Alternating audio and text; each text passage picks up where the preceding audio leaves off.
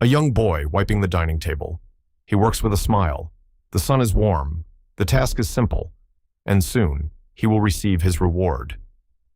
This is how most of us learned the value of $1. But what if that lesson came with a hidden price tag? 2 coins placed gently in his small palm. The satisfaction is instant. The lesson is clear. Effort equals money. This is the foundation of the employee mindset.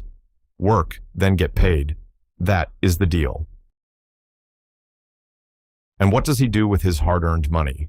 He spends it, immediately, on a toy he will soon forget. Because the system taught him to work for money, and then to trade that money for things. The cycle is complete. Work, earn, consume, repeat. Time passes. That same boy is now a man, sitting alone in his study, turning a coin over and over in his hand. He asks himself, am I still in the same cycle? Go to work, wait for the paycheck, pay the bills, go back to work. Is that really so different from wiping the table for 2 coins? Look closely at these 3 cages. The cloth, his labor. The coins, his wage. The toy, his fleeting reward.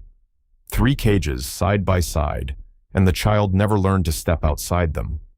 This is the allowance trap, the quiet training ground for a lifetime of trading time for money. But what if there is another way?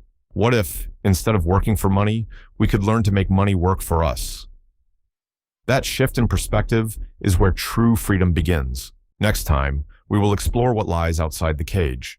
Subscribe, and I will see you there.